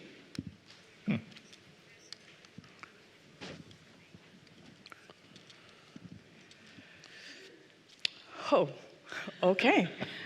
Difficult questions of the day. So this is a really hard question, right? Because first we have Mr. DNA repair and aging sitting on this podium here. So one of the things that are important to set the lifetime of a cell is something called the length of the telomere, which is the very end of our chromosome, right? That's kind of like a mitotic clock for the cell, that as the cell divides, as it ages, the length of this telomere becomes shorter and shorter, and that tells the cell, you're kind of getting old here, right? So we also have another enzyme called telomerase, which is what Jack got the Nobel Prize for, which expands this, the end of the telomere, right? Makes it back. Otherwise, we will all die really fast. Our cells will age super fast, right? So it's basically a combination, the work of telomerase and the cell's ability to divide.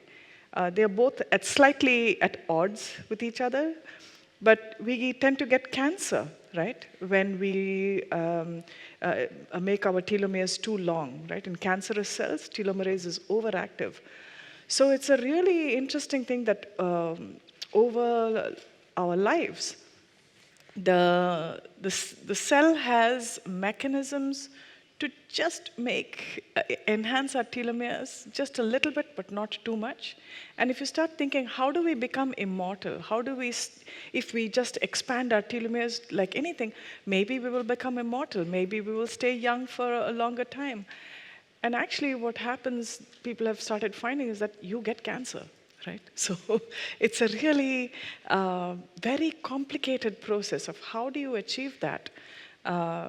But yes, the answer is if you had a machine that could go in and do it exactly the way nature is doing it and achieve that level of control, it is hypothetically possible, right? But then another thing is to remember is what I think is that as you keep increasing our lifespans, we will start seeing very newer and newer disease conditions emerge.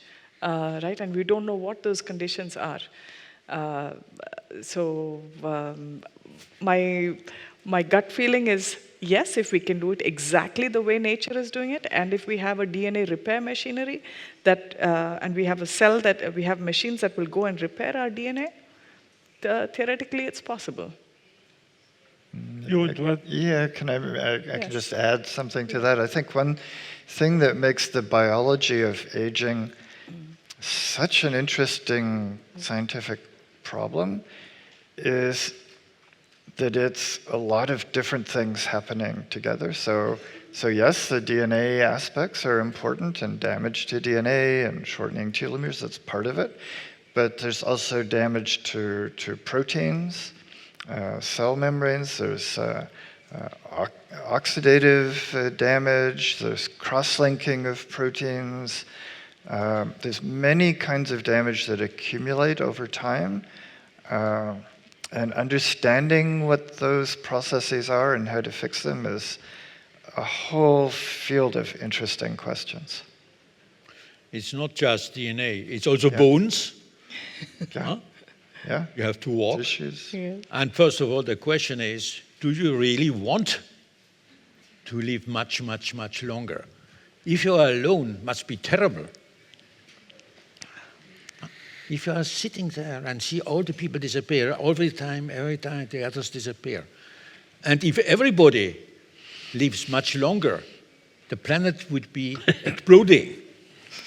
So it's not just living longer. It's much, much more complicated. Until we find a way to go to other planets, in other places in the universe, which will not yet be possible. Yes. So I'm not sure you want to be eternal. In fact, eternal doesn't mean anything. So actually, yesterday's science fiction is tomorrow's reality, right? So I think it's good to think about these things. It might be possible, but do you want the thing?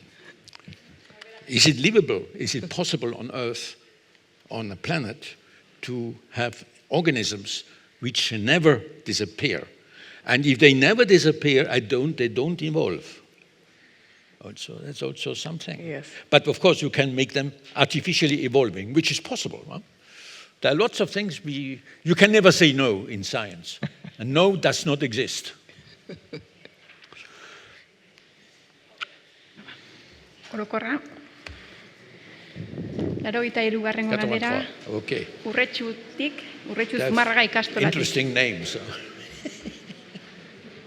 Yamuna, berriz. You have to work a lot.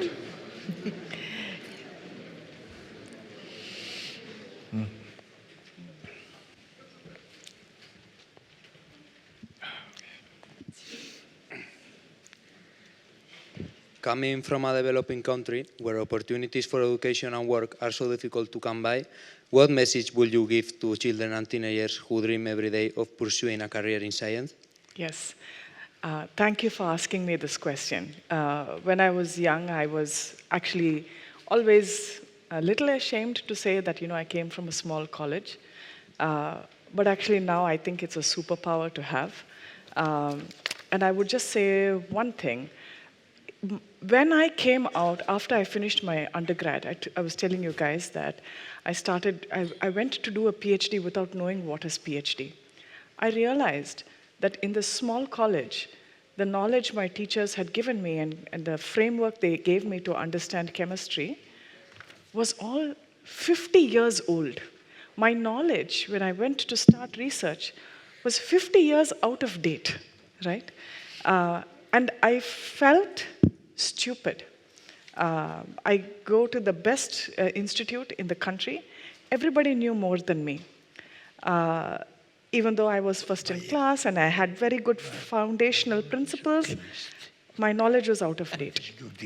The best message that I would give to teenagers, anyone who's interested in getting into a career for science is, it is okay to feel like you don't know anything, but what you need is an insatiable desire to know, right? Because you can always grow. And even today, when I have my lab, I'm able to recognize students, I'm able to recognize this quality in students who are not from Harvard or Princeton, or who are just from a small college, but they have this insatiable desire to know more, and we will all learn, right? And you will become modernized, you will be able to stand your own, you will be able to sit on the floor with and share the floor with people who are living legends of your time. So yes, I would just say, make sure you do everything you can to get up to speed. You will be behind, but that's okay. Science is a marathon, it's not a 100-meter race.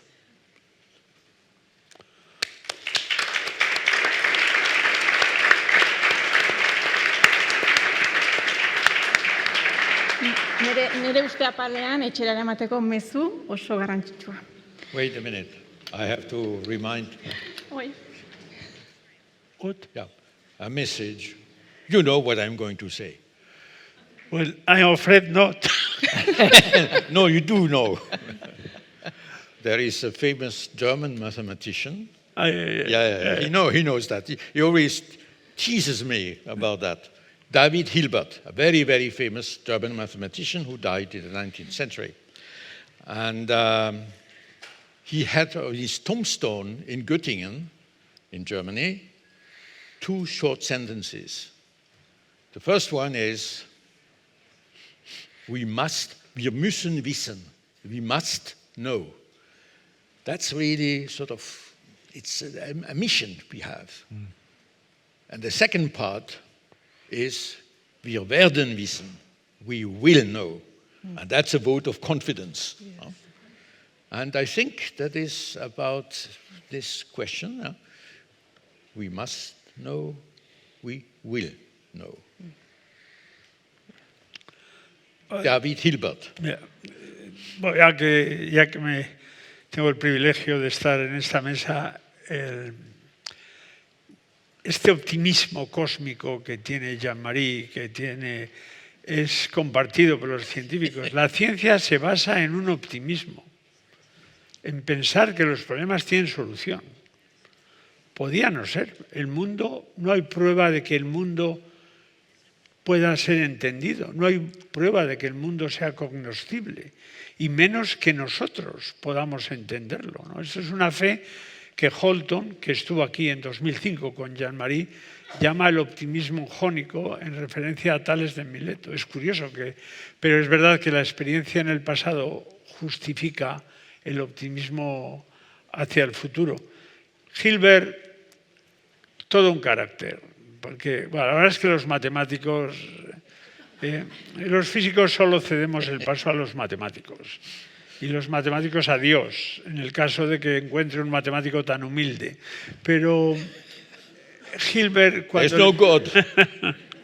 cuando le preguntaron a Hilbert, ¿y si usted volviese a nacer dentro de 500 años, qué problema querría saber o que se ha solucionado en este tiempo?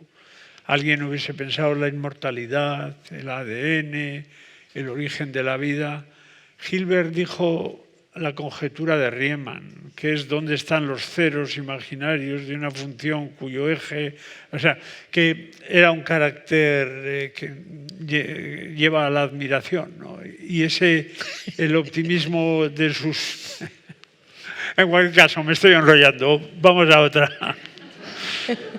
Pero dentro de 500 años, in 500 years, if you will come back, what will be the question you would like to have been answered in your absence? For the two of you, for the three of you. What question that you have in your mind now would like to have been answered during your 500 years in the universe? Yes? Maybe it's already been answered, right? So my question is time travel. Can we travel back in time? Can we travel forward in time?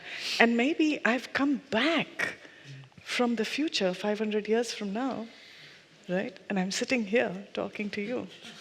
That would be wonderful, but On don't the stage forget with 2 Nobel laureates. Don't forget to ask for us to be here as well. Yes. Maybe we should have the right of veto for some people not to come back. That's the Jean-Marie, problem. That's the problem. what is the question you would like to? I'm waiting. I don't want to ask a question for that.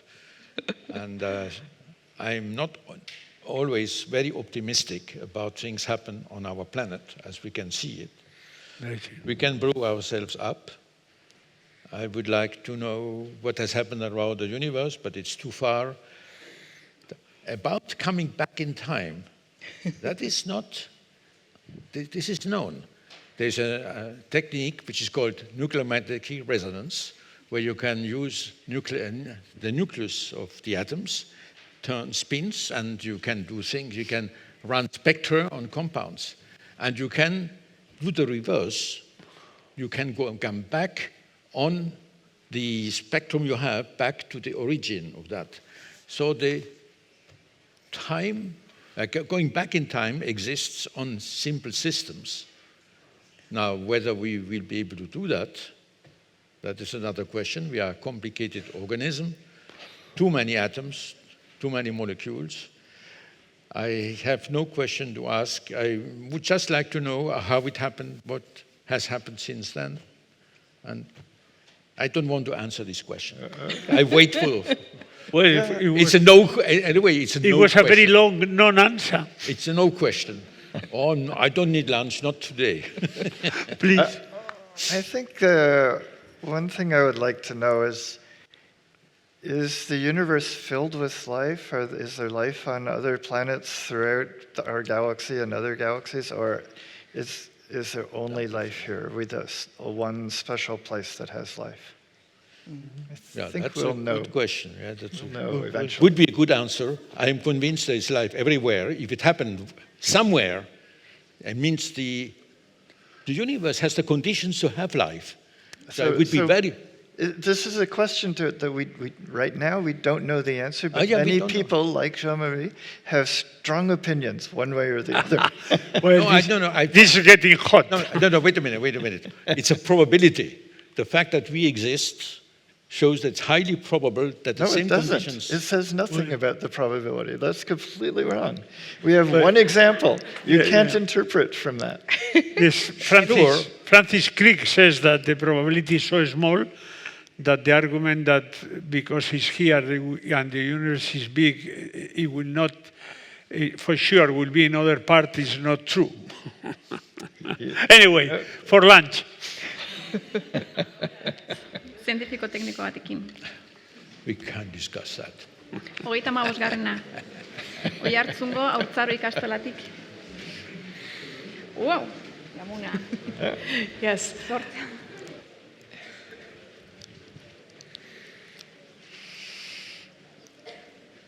Zuk sortutako DNA nanogailuak organuloetako ioiak neurtzen ditu. Zergatik da horren garrantzitsua organuloetako ioi kontzentrazioa jakitea? That's a very interesting question. I started this project because I was just curious to know what are the ion levels inside organelles, but there's a very important, larger reason. So today in medicine, the two most drugged classes of molecules are, number one, G-protein coupled receptors, and two, ion channels. And these two classes of proteins, the most drugged classes of proteins, they are actually ion transporting proteins, but they are present only on the plasma membrane, right? Just the GPCRs and the ion channels on the plasma membrane alone happen to be the most therapeutically druggable classes of molecules. But the plasma membrane in our cells is only 2 to 3% of total membrane in the cell. The remaining 98% is actually present in organelles. And organelles harbor 10 times more ion transporting proteins in them than the cell surface.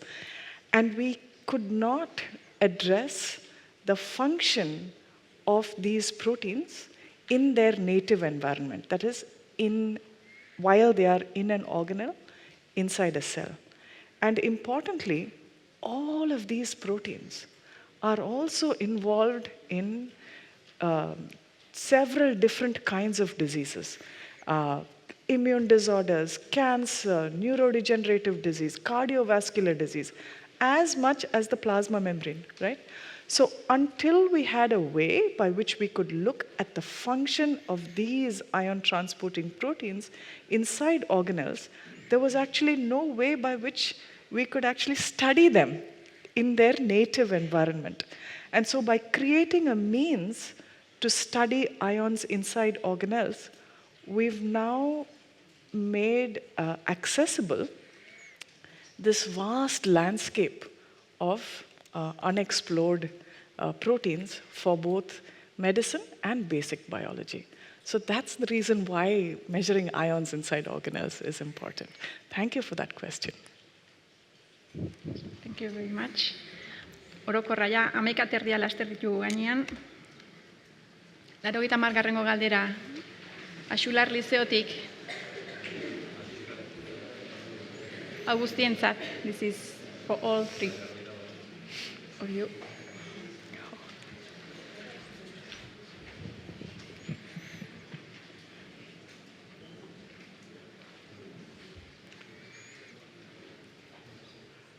The question which has given most satisfaction is the one you could solve. ¿Cuál de las investigaciones que has realizado a lo largo de tu trayectoria profesional te ha dado mayor satisfacción y por qué? Jack. Okay. I think you're probably expecting me to say that the discovery of how telomeres work would be the answer, but actually the answer is it's always the most recent thing that I've worked on. And so right now, what's given me the most satisfaction is understanding how to copy the information in RNA just using chemistry and physics with no enzymes. So it's something we've worked on just in the last few years, and that's making me, the progress we've made there is making me very happy. I have no greater satisfaction. I'm waiting for it. In fact, coming back to the ion sleep. Yes. In fact, the start of our work in supramolecular chemistry was starting with sodium-potassium. Yes. And sodium-potassium, because it's the nerve impact. Yeah. The impact, the no action potential, which brings you the information along the nerves, is depending on sodium-potassium. I come back to you, the question, early question. And so metal ions have a very important function also in the nervous system. And that is what was the beginning of our work. Because I was, at that time, I didn't know any biology. I said, this is too complicated.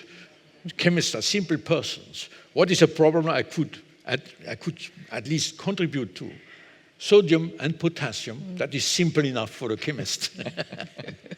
And so you have to distinguish between sodium ion and potassium ion, two little spheres having one positive charge and very little difference in size. And so the question was, there must be molecules we are able to distinguish, and then we make cages which you can adjust, and they can then distinguish between the two. And to this question, greater satisfaction, that is what I haven't found yet. Yes.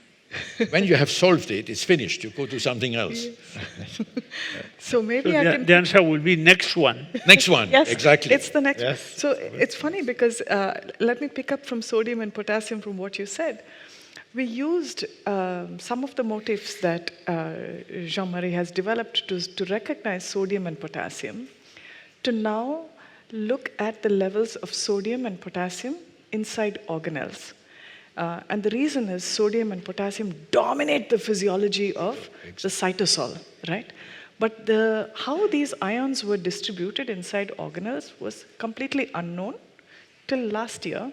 We just published a paper back-to-back, one on sodium and one on potassium, which shows how they are distributed inside organelles. If you ask me what gives me satisfaction, I think that is just the most recent one.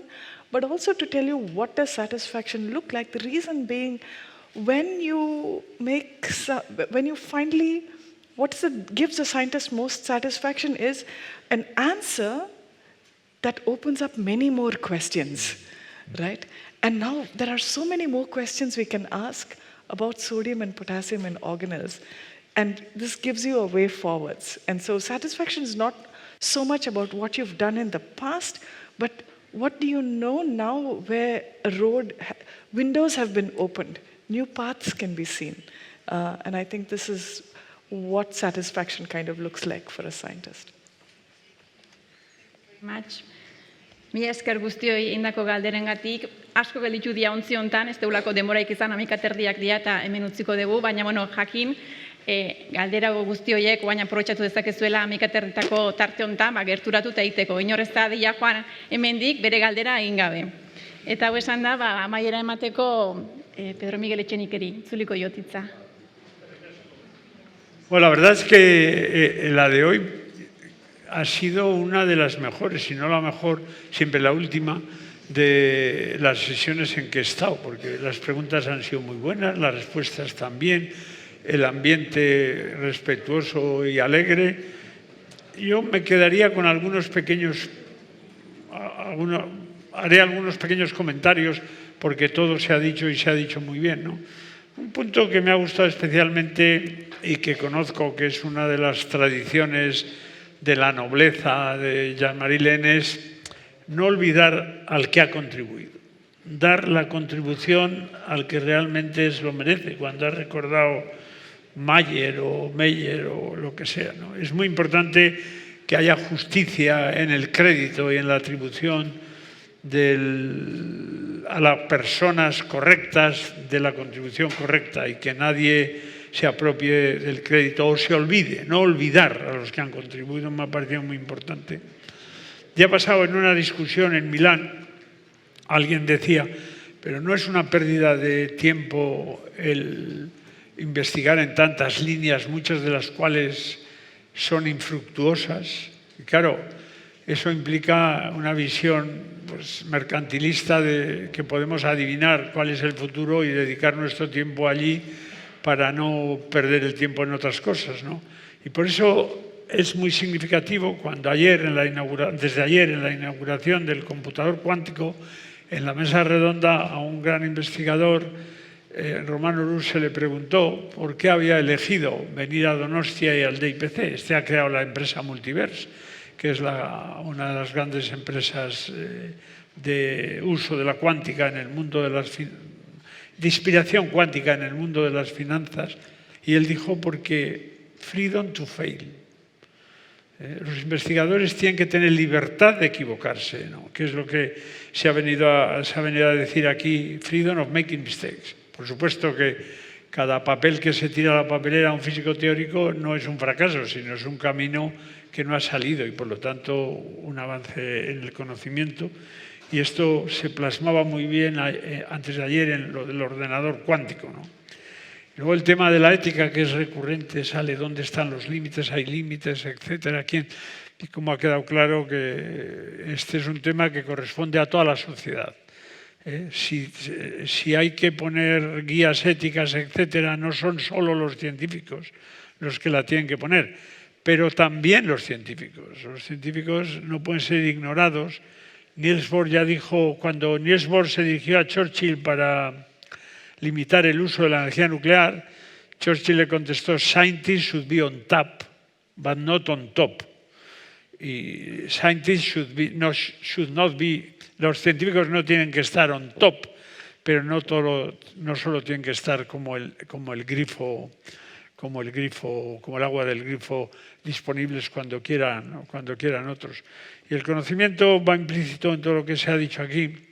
A mí me gusta la analogía que le leí a un poeta árabe. El conocimiento es lo opuesto al jabón. El jabón cuando más se usa, menos queda. El conocimiento cuando más se usa, más hay. Y esa aspiración de Lehn, debemos saber, sabremos, me parece muy bonito. Hace ya 20 años, en el simposio de Einstein salió ya el tema el simposio que hicimos para celebrar el Annus Mirabilis 1905 de Albert Einstein, salió el tema de ciencia y arte, que me ha gustado la explicación ligada a la arquitectura, ¿no? Herzberg allí dijo que la arquitectura no es meramente un asunto técnico, es un asunto de visión, de arte, etc. Exactamente como la buena ciencia. Por eso la definición de Holton, que tiene una conferencia, Holton es un hombre maravilloso, yo no sé si todavía vive, ojalá, 102 años tenía el año pasado, emigró de Austria por los nazis y luego se ha convertido en uno de los defensores de algo que se echa en falta, de la racionalidad científica, de los valores de la ilustración, y definió a la ciencia como el arte de la imaginación científica, que a mí me gusta mucho, ¿no? Yo no tengo más que añadir porque estaréis deseando preguntarles en privado y no tengáis miedo. Preguntarles, tenéis tiempo de bocadillo y de preguntarles. Pero lo que habéis visto aquí es algo que yo quería resaltar al principio, ¿no? Que la ciencia es una aventura intelectual, una aventura humana, y que la hacen personas. Y personas que son como vosotros. Y que aunque os parezcan ahora quizás inalcanzables, no es así. Habéis visto que son personas normales y el mensaje de estos actos siempre es el mismo. Que si trabajáis, seréis como ellos. Y por eso quiero agradecer a vuestros profesores que sistemáticamente os traen y a todos vosotros que os habéis currado las preguntas. Vaya preguntas. O sea que yo estoy encantado de estar en nuestro pequeño país, europeos desde la prehistoria, y entonces señalando que tenemos un futuro muy brillante. Gracias a vosotros y gracias a vuestros profesores, a los que agradezco de nuevo. Eskerrik asko.